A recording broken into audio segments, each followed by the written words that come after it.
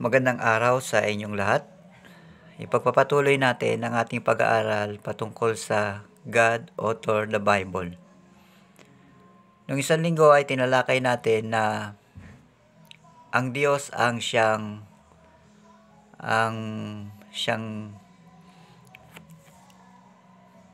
nag-guide sa mga sumulat ng Biblia. Isa nga sa ilustrasyon natin ay yung pagsusulat doon ng pencil, tapos ititrace yan. Kung sino man ang nag-trace niyan, ang sumusog niyan, ang mapapansin mo, parang sa kanya yung sulat na yon. Pero yon ay guided nung nagsulat ng pencil. Ganun yung ating illustration. Kaya masasabi natin na ang Biblia ay hindi ito isang ordinaryong libro, sapagkat ang mga sumulat nito ay iginaid ng Panginoon. Pinag-aralan natin kahapon yung letter A. Doon sa letter A ay isa sa nabanggit natin doon ay mag-ingat tayo doon sa nagsasabi na ang Biblia daw ay nagigiging salita ito ng Diyos. Halimbawa, kapag pinangaral yung Biblia, nagigiging ito salita ng Diyos. Ay hindi yung totoo. Bakit? Kahit hindi mo ipangaral ang Biblia, nananatili na ang nakasulat dyan sa Biblia ay salita ng Diyos. Nabanggit din natin yung isang linggo na ang Biblia daw ay naglalaman ng salita ng Diyos. Pero doon sa mga talata, katulad ng 2 Timothy chapter 3 verse 16, sabi na ginamit yung word na all. All scripture is given inspiration by God. Lahat ng kasulatan ay kinasihan ng Diyos. Ibig sabihin, lahat ng kasulatan, lahat sa Biblia ay masasabi natin na salita yan ng Diyos. Kaya yung nagsasabi na ito ay nagigiging salita lang ng Diyos ay hindi iyon ang ating pinapaniwalaan, dahil sabi sa Mateo chapter 24 verse 35, ito ay talagang dinideklara na ito ay salita ng Diyos. Maniwala ka man o hindi sa sinasabi ng Biblia, mananatili itong salita ng Diyos.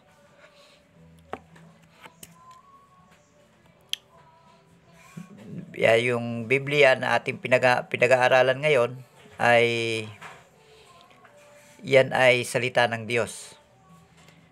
Itong kasunod na talata, reviewan doon sa isang linggo, itong kasunod ay letter B. Because the Bible is inspired of God, it is blank from the beginning to end. Psalms 119 verse 160. Anong sabi diyan?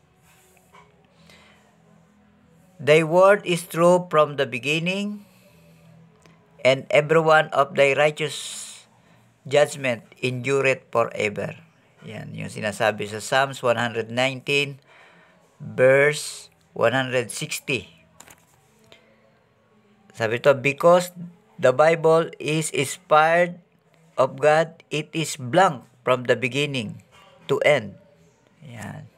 Ano yung blank doon? So, the word is blank from the beginning. Ano yung nakita nyo doon? It is blank from the beginning. Yan ay, ang word na nakasulat dyan ay true. Sa letter B. Ibig sabihin, from the beginning, ang katotohanan ng Biblia ay nandun na. Totoo ang Biblia na pinaniniwalaan natin, ito ay salita ng Diyos. Kaya nga yung pinag-aaralan natin, God authored the Bible. Mismong ang Diyos ang siyang author. Pag sinabing author, siya ang gumawa. kahit sabihin natin na iba ang sumulat, pero sa kanya pa rin yung nanggaling yung pinakang idea nun. Ibig sabihin ng author. Sa kanya nagmula. Okay. Iyan yung God authored the Bible. Pag-aralan natin yung kasunod. Yung do we have the Bible today? Meron ba tayong Biblia ngayon? Ayan. Sabi riyan, the original manuscript of the Bible have long time the original manuscript of the Bible have long been lost. Does this mean we no longer have the pure word of God? Yan. Ibig sabihin ba ang Biblia ay yung original manuscript ay wala na? Usually ang mga hawak natin na Biblia ay kinapi yan doon sa original. Kasi ang original ay yung iba ay nasulat sa bato, sa papyrus. Ngayon, ang mga Biblia na ang kasulatan na hawak natin ay kinopya doon. Isipin mo,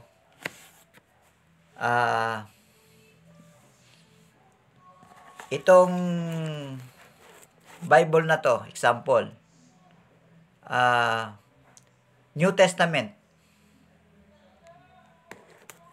Napakaraming book ng New Testament. Di mas lalo pa ang Old Testament. Ito pa. Napakaraming book ng Old Testament.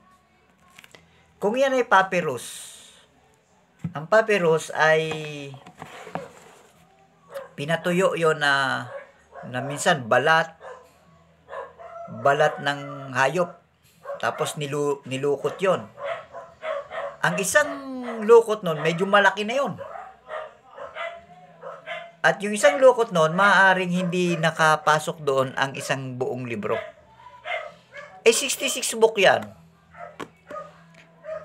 Kaya kung ang hawakan mo na original manuscript, puro papyrus, siguro ang isang kwartong ito puno nun. Puno ng papyrus. Nakukuha niyo yung idea? Kaya itong hawak natin na Bible, mga copy ito.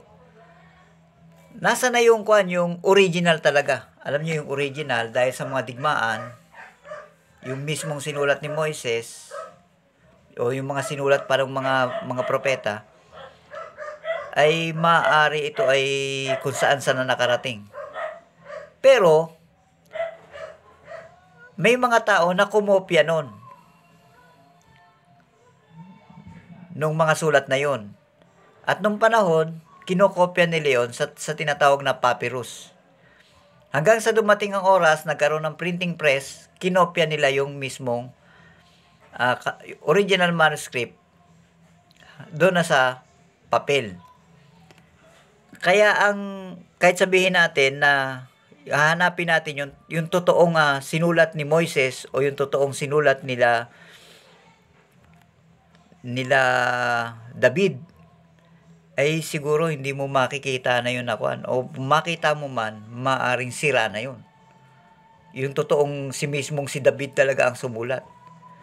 O mismong si Moises ang talagang sumulat. Maaring sa tagal ng panahon, nasira na rin yun. Pero, yung mga kopya, nasa sa atin yun. Inyon. Kaya sabi rito, yung original talaga na sulat nila Moises, matagal na yun nawala. Pero yung mga kopya, meron tayo. Yung original manuscript, meron tayong kopya. Kaya mga kopya na lang yun sa atin. Ang tanong dito, dahil kopya lang yan, nangangahulugan ba na wala tayong puro na salita ng Diyos? Dahil kinopya lang yung Biblia. Tingnan natin dito sa Mateo chapter 24 sa Psalms muna. Psalms chapter 12 verse 6 to 7. Psalms. Pag-aralan natin ngayon ang letter A. doon sa katanungan, do we have the Bible today? Meron ba tayong Biblia ngayon? Tingnan natin ang Psalms chapter 12 verse 6 to 7. Sabi rito, the word of the Lord are pure words, as silver tried in a furnace of earth, purified 7 times. Thou shalt keep them, O Lord, thou shalt preserve them from this generation forever. Pag tinignan natin, kung meron tayong Biblia ngayon, sinasabihan ng Biblia na meron tayong Biblia ngayon. Bakit? Anong sabi ng salita ng Panginoon? The word of the Lord are pure words. Dalisay. Meron tayong, ang salita ng Diyos ay puro. Dalisay yan. Katulad ng silver na ipinadaan sa apoy. Yan yon. Yan yung salita ng Panginoon. Ngayon, hanggang sa kasalukuyan ba ay nag-i-exist pa yan? Yung purong salita ng Diyos, verse 7, sabi rito, thou shalt keep them, O Lord, thou shalt preserve them from this generation forever. Sino ang sinabi dito na magpipreserve? Thou shalt preserve them from this generation forever. Kung yan ay sinulat sa panahon ni David, andun yung pangako ng Panginoon na ipipreserve niya yung salita niya hanggang sa anak ni David, hanggang sa kaanak-anakan pa ni David, hanggang sa, anong sabi dito? This generation forever. Pag sinabing forever, ibig sabihin yan, magpamulang hanggan. E paano kung hanggang sa kwan? Hanggang sa heaven? Preserve pa rin ba yan? Oo. Kasi sabi ng Panginoong Hesus, ang langit at lupa ay mawawala, pero ang salita niya ay mananatili. Kaya yung word na sinasabi itong generation forever, ang salita ng Diyos, magpasawalang hanggan, magpakailanman. Ipipreserve ng Diyos yan. Yan ang sabi sa Psalms chapter 12 verse 6 to 7.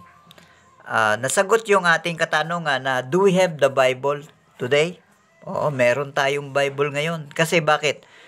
Pinipreserve ito ng Panginoon. Meron ditong blank sa letter A. Not only did God give us His Word, but He also promised to blank it until the end of the world. Ano kaya yung blank doon? Makikita natin yan sa Mateo chapter 24 verse 35. Ano ang Mateo chapter 24 verse 35? Heaven and earth shall pass away, but my words shall not pass away. Ayan. Ito yung sinasabi natin kanina na pangako ng Diyos. Kung mawala man ang langit, mawala man ang lupa, but my word shall not pass away. Ang salita niya ay hindi ito mawawala. Nawala na ba ang langit? May nakikita pa tayong langit. Nawala na ba ang lupa? Meron pa tayong natutungtungan na lupa. Ibig sabihin, ang salita ng Diyos, naririyan pa rin. Kaya makikita natin dito, ano ang sagot dito sa blank? Sabi, not only did God gave us His word, but He also promised to preserve it until the end of the world. Kita natin yung word na preserve. Tingnan nyo na lamang yung kwan dyan sa verse.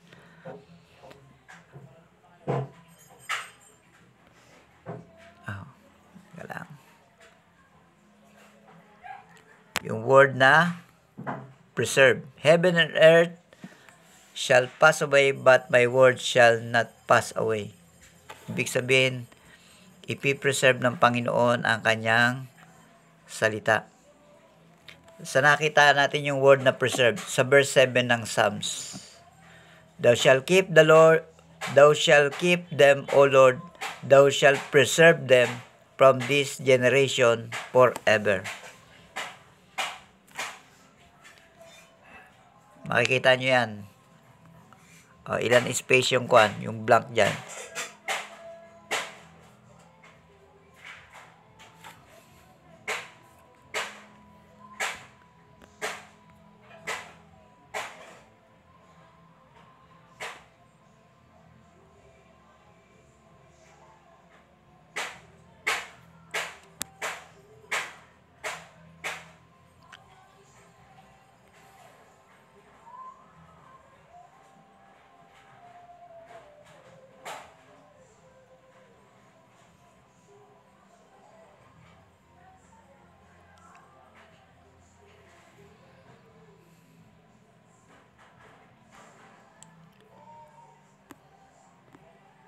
nakikita kong sagot dyan doon sa ating space dyan ay preserve.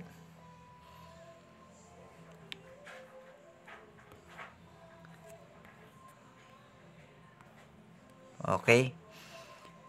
Preserve. May P doon eh. Not only did God give us His word, but He also promised to preserve it until the end of the world. Kaya meron tayo talagang puro na salita ng Diyos. Ayan yung Biblia na hawak-hawak natin. Do we have the Bible today? Ang sagot natin dyan ay yes, dyan sa letter A. Susunod ay pag-aaralan natin tong letter B. Kung may tanong kayo ay i-message nyo kahit dun sa GC natin. Although busy din ako dun sa sa aking mga ginagawa dito. Pero pagka may message naman dun sa GC, tinitingnan ko naman yun. Kung sakali naman na meron kayong tanong doon, i-remind nyo na lang ako dun sa na meron kayong tanong dun sa GC natin para alam ko na meron tayong dapat pag-usapan doon sa ating pinag-aaralan. Dagdag na pag-uusapan. Kaya yung ating pinag-aralan na God authored the Bible, ang Diyos ang siyang pinagmulan o author ng Biblia, ay makikita natin na talagang iyan ay masasabi natin na totoo na ang salita ng Diyos ay hindi yan ordinaryong libro. Kasi nga, ang author niyan o ang pinagmulan niyan ay Diyos. Ginamit niya lang yung mga tao, pero ginaid niya yan, yung mga taong yan. Ngayon, doon sa pinag-aaralan natin ngayon, do we have the Bible today? Meron ba tayong Biblia na yan na ang author ay ang Diyos? Meron. At ano ba yung Biblia na yan na ating hawak-hawak? Ay totoo ba yan na preserve o puro pa ba na salita ng Diyos? Masasabi natin na puro pa rin yan na salita ng Diyos. Dahil ang langit at lupa ay mawawala, pero ang salita niya ay hindi mawawala. Sino magpe-preserve niyan? Ang Diyos mismo. Kaya maraming salamat sa inyo. Patuloy yung kayo ay may mga Bible. Kung wala pa kayong Bible, ang available kasi natin dyan English. Pero maganda nga yan English dahil King James yan. Tsaka ma-practice kayo sa English. Malay mo magsipag-abroad kayo may mag-abroad sa inyo, di marunong kayo sa English. Pero pag-pray natin na magkaroon tayo ng Biblia na Tagalog para doon sa mga gusto ng Tagalog. Kasi ang supply natin dyan sa ngayon ay mga English. Kaya kung wala kayong Bible at gusto nyo mag-aral ng Biblia, sabihin nyo lang kay tita nyo dyan. At magpo-provide sa inyo ang Panginoon. Pag-pray lang natin. Yung kung Tagalog, medyo limitado tayo sa Tagalog. Kaya pag-pray natin na magkaroon tayo ng supply ng Tagalog. Okay, magandang araw sa inyo at next week, pag-aralan, ituloy natin ang Do We Have the Bible Today? Kung magagawa nyo mabasa ang letter B, basahin nyo para at least may idea na kayo dun sa ating pinag-aaralan. Kaya maraming salamat sa inyo. Bye-bye muna.